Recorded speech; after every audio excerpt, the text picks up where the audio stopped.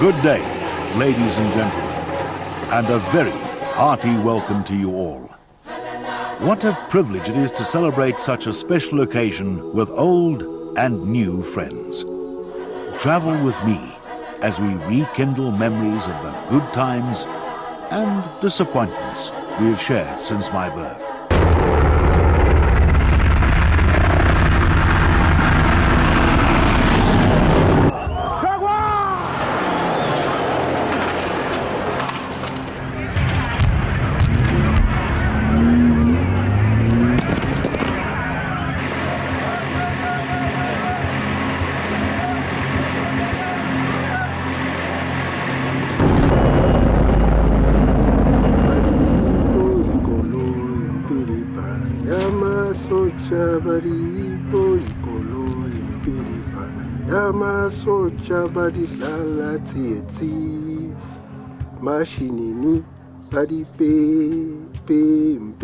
We used to call them the hippos. We used to say when it's coming, we shout, we say, hippo, hippo. Then they know they have to run away. Hippo was number one enemy to the society, even to the small children. I mean, I saw a lot of Caspers, terrible situations. Of course, Caspers were instruments for the oppressors and terrible stories. People were gunned down, people were ridden over. They were shooting the kids, and anybody in the street, they were not strictly shooting the kid. It was the way of showing that we should get away from the way. The riots started now becoming more serious. Then we started seeing hippos, but we hardly knew the name. We thought maybe those are army vehicles, only to realize that they are there to contribute as well to fight riots. We started seeing these hippos on the street. It wasn't immediately, but then they started coming in. And you know, for me, it was that immediate sense of hatred. Yeah, we're being repressed by an unjust system. They're bringing in the army. And I thought to myself, but this also gives some hope, because if this regime, this government is forced to actually bring in the army, it means this whole situation is becoming untenable for them. So there's hope, in a manner of speaking. In 1978 was my first experience with a hippo. There were a group of us from my uncle's shop going to a station called Kwezi. And there was this big vehicle, and they just attacked us. It can do anything, you know, on top of cars, on top of shacks, houses, demolish everything, you know, all those kind of things, you know. Those were very terrible situations that we've gone through, you know. A group of 5 was not allowed, basically regarded as an illegal gathering. And I wasn't in the know, you know, and the guys just started running, and I also, you know, ran after them. We had to scale fences and stuff like that. And I think one started to hate the system and to hate the hippo as well.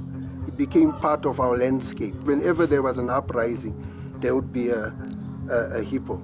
Oh, we used to fight with stones. Those were our early bullets. We were throwing stones to police who were supposed to be guarding all the Soweto schools. And of course, we didn't like that, because we were fighting for our rights as students, as human beings. As I was running away from the Casper like everybody else, and I was the first one to be caught up. That was a terrible experience, you know, being kicked all over my face, you know, pointed with real guns, you know. I got worried about my life. But that was a fear that was instilled in me, thrown in the Casper, and then one moment it was running all over. One point you think it will fall, but the way it was created to just ride over shacks and everything else, you don't worry whether you've murdered people, you've killed people. That was not the worry. One incident that traumatized me so much, I used to have 2 friends. So one day, here comes a hippo by the corner. We're sitting chatting. Everybody took his own corner, and then 2 of my friends decided to get inside the coal box. We used to have this coal box. Coincidentally, one of the cops saw them, and then they were lying inside the box, and then he went there. What he did, he shot the underneath one in the spine, and then he shot the one who was on top, on the head. Now the motive, I think, is he knew the guy underneath couldn't have the power to can push the one who's dead inside, Mike. One was my classmate, schoolmate and what. So that was a very critical moment that I want to witness with my two eyes, both eyes. Life was bad, yes, sure. It's in the past, but I can't say I forgive because I've seen what have happened. I saw this oppression, I saw this heavy-handedness of the police state come down on people who were close to me, people I loved, people who, like Elizabeth, who was my nanny, who brought me up, who was like my mother. I saw her arrested one day because she'd gone for a walk out on the street and she didn't have a pass, which was a document every black person used to have. What does it say to a kid who has that running through his neighborhood about his own chances in that society? Police, who should be figures of like rescue and security, which is how they position themselves, are these enormous like aliens from outer space. How great does the fear have to be of the government to need such a huge weapon against its own people? If people see a Casper, it brings a lot of bad memories, so that's why we don't see them now in front of our faces. But now what I've seen now, it's something amazing, it's such an experience, and it's amazing what art can do, just to twist the mind just like that. Now, the Casper military vehicle became an infamous symbol of the apartheid era as it was deployed to South African townships by the then ruling government. Now, seeking to reinvent the oppressive image of this vehicle, renowned film director Ralph Ziman began the landmark Casper Project. Working with artists from the Mpumalanga province, Zimbabwe, and women of the Ndebele tribe, a Casper was restored and decorated with beautiful art to translate the theme of reconciliation.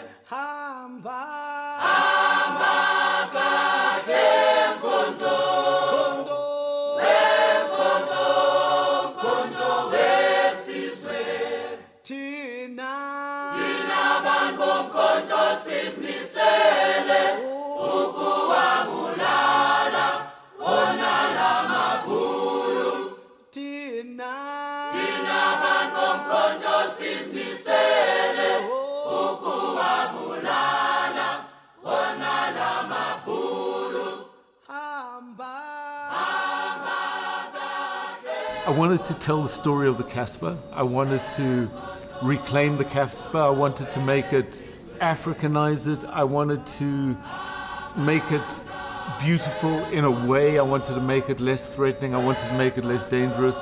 I wanted to take it back into the townships and show it to people.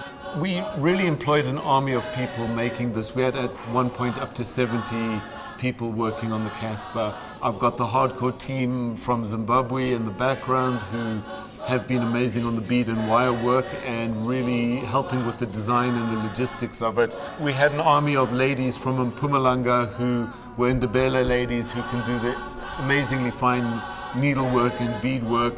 So we printed out huge panels and we would send them off with Tenjiwe once a week, and she would take them and give them to various ladies around Mpumalanga who would then bead them, and she'd collect them the next week, bring them over to us, and the process went on and on for most of the year. What I enjoyed most was, the technical part of designing, drawing, doing everything per millimeter by millimeter, inch by inch.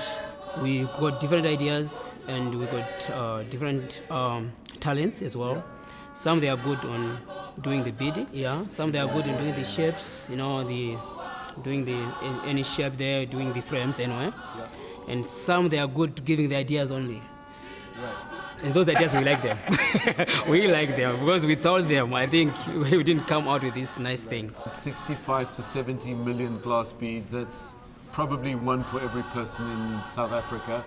And every single one of them was hand woven, every single one of them was hand threaded and then either stuck on or put on with wire frame onto the vehicle.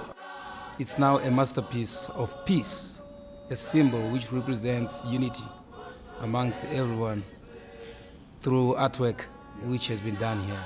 So when they saw this with beads, to them it was automatically another new version to them. It's me, Mandela.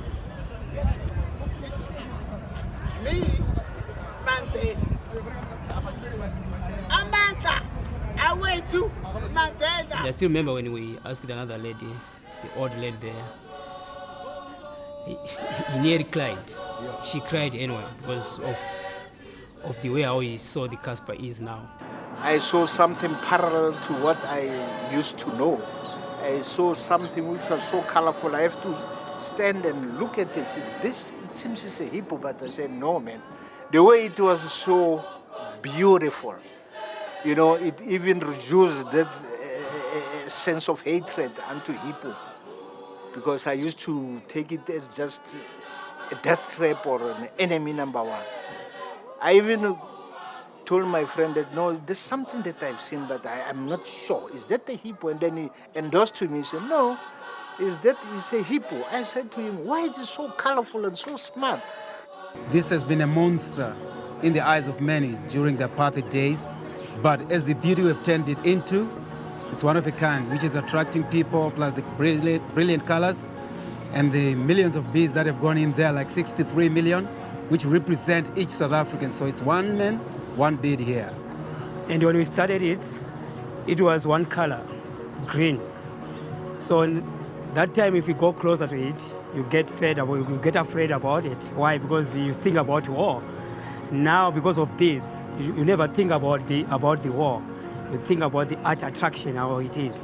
In a situation whereby a very traumatized guy, he was in the army, I remember. He told me that when he was embarking from the Casper with his friend was just in front of him. He was shot and he froze. He died right on the spot. So when he saw the Casper, at first he was very angry.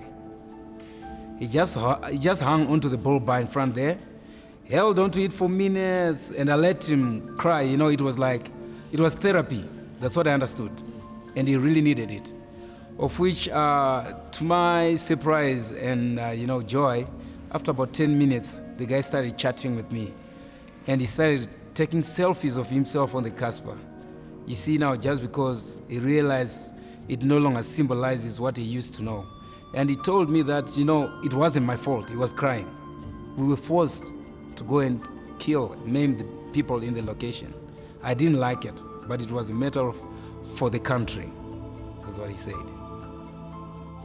I remember Elizabeth had a younger brother who was about my age, maybe a few years older than me. He and I were friends. He'd come over, he'd stay, we'd steal alcohol from my mom's and dad's liquor cabinet, and we'd go and sit in the veld and drink and talk shit. And he was shot in one of the uprisings in a township outside of Hammanskraal, and he was taken to hospital. They said he was shot in the leg. And then the next day we heard he died. He died in the hospital, maybe waiting for treatment. I don't know what the story was. And I guess what I did was just to internalize all that sadness and all that mourning. It was, for a young white kid in the suburbs, I wasn't supposed to have a friend who was black. Just the sadness of our lives. I mean, what it meant for someone to be born with a white skin versus a black skin, and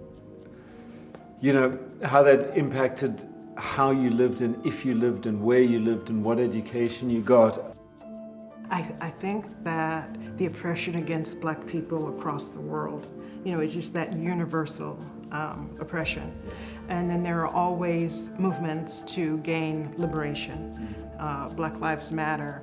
So many movements are just aiming at the same thing, and I think that it isn't particular to one place.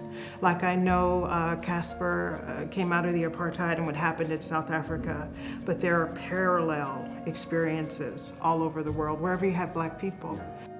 We're dealing with monsters. We're dealing with the police, they mount up against these communities like they don't mount up against other things, full riot. And I think it just comes back from all the way back to slavery. If I abuse this person's gonna stay in line because they saw me, because the abuse a lot of times happen in front of everybody. So get this lesson, if you do wrong and you don't follow me, this is what happens to you. And it's continued, and it's got more and more and more abusive. There's no accountability. Police are doing what they're doing, and they're not being charged, and so they have free license. And so how do you gain liberation within a system where there will be no justice? The images I was seeing on the news in America at the time was the Black Lives Matter protests. And what I found very disturbing about them was that on the one side you have very heavily armed paramilitary policemen, mostly white, and they were sitting on apartheid-era Caspers, these Caspers that I'd seen in my late teens and early 20s in South Africa. What does the government have to be so afraid of when people just want their rights? They don't want to get shot by the police. They want to be able to vote and buy houses and send their kids to school and go to work and, not have to live in fear. And yet, for some reason, those aspirations cause some element of our government to say, we need to meet those demands. We need a gosh darn armored personnel carrier. That's how we're going to meet those demands. It's a complete short circuit of what we should be. So in 2004, 2005, America started buying Caspers from the arms industry in South Africa, and they used them to patrol the streets of Baghdad. When the war ended, the Caspers, a lot of them got shipped back to America, and they were made available to local police forces around the country free of charge. All the police force had to do was pay the cost of a flatbed to ship it wherever they were. And so, that's why we've started seeing them on the streets of America. We see them in Ferguson, Missouri. We see them where, Black Lives Matter protests. So unfortunately today, we're seeing those same kind of things. Unrest about poor service delivery or non-existent services in given areas across the whole of South Africa. What is the response? Send in the army, send in the police. It's the same kind of responses that we had from the then government that we are seeing coming into action now. Who knows? One of these days, we may not be able to see this very colorful Casper that you brought into our area that gives hope, I believe, to the youngsters. The color obviously is attractive. Are we going to move to a day where one day we're going to see Caspers coming in again?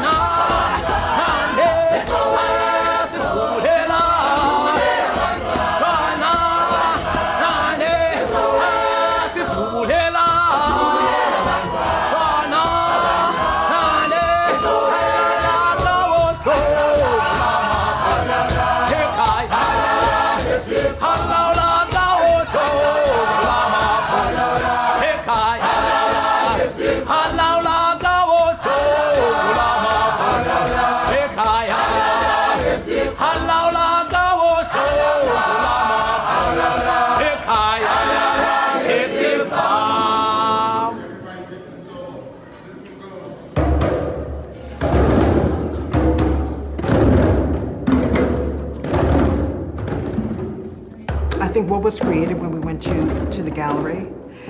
There have been field trips to museums and galleries, and there's always been kind of a boundary where you come and you look at this, and then you go away.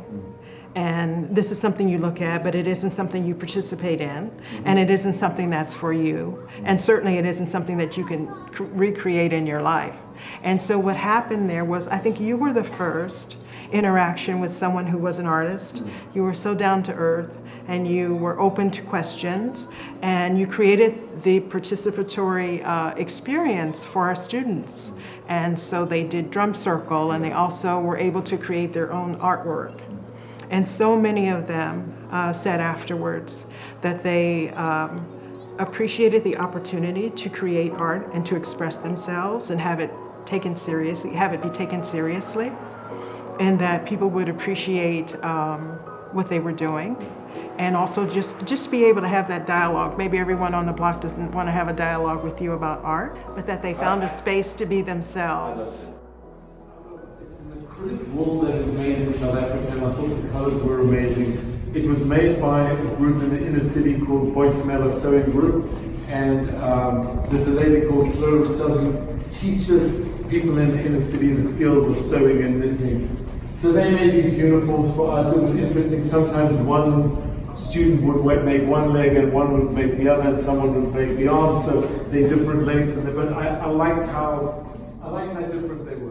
The two things that we did is what they've taken out of school, art and music. And these are traditions. These are traditions in these cultures. You know, Latin culture, the Black culture, Native American culture. Art was a major, major part of the culture. And you strip this from them. The beauty and your generosity that we put together these classes for these kids to come, I mean, that was beautiful. And some of these kids wouldn't have never experienced anything like that. And to see their faces, to see them do it, to see them get the lessons, you can't take that away from them. But like you were saying, it needs to be re-upped. It needs to be reinforced. It shouldn't be a one-off. If they had more of it, you would see some really life soul-altering changes. Asithubulela